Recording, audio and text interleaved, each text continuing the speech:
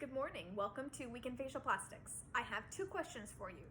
Why, despite knowing that we should, do less than 10% of Americans use sunscreen on a daily basis?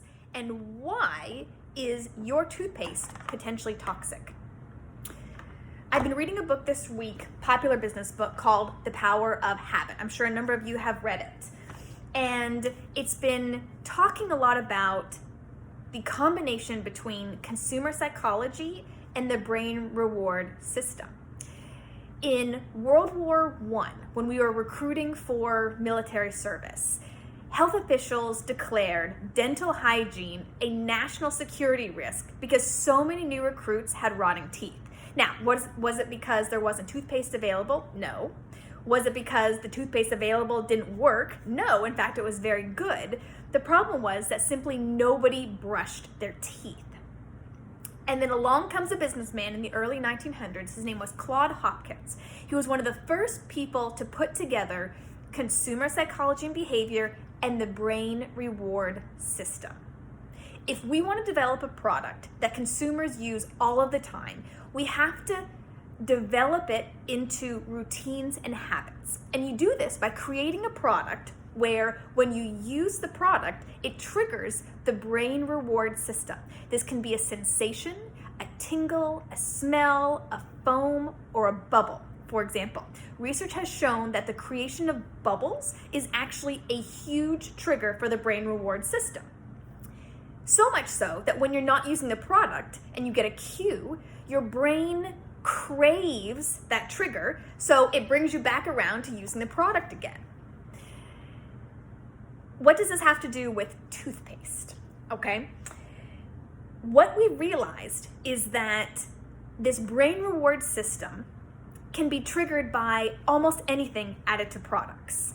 One of the worst culprits is a product called sodium lauryl sulfate, and it is in almost all of the big name toothpaste products. It does nothing for cleaning your teeth, okay? However, it is single-handedly responsible for all of the bubbles and the foams. Claude Hopkins realized this with Pepsodent. He took run-of-the-mill toothpaste that was already available on the market. He added citric acid, mint oil, and other chemicals and additives that irritated the gums. The irritation is what creates that sensation of clean and the bubbles, and therefore he realized this would be built into people's brain reward system, and it became a ritual and a habit in the life of the consumer.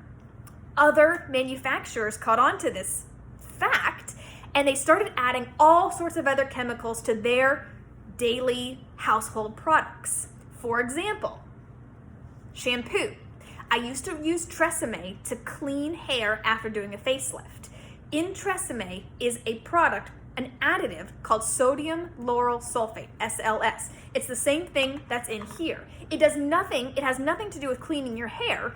However, that's what creates the glorious sudsiness and bubbliness that your brain recognizes as clean hair.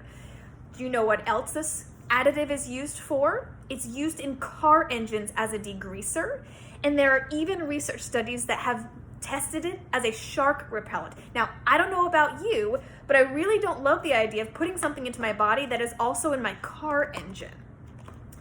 So why don't we love natural toothpaste, okay? I go to Dental Bar in New York City, and they introduced me to a clean beauty toothpaste product called Hello. There's no SLS in this.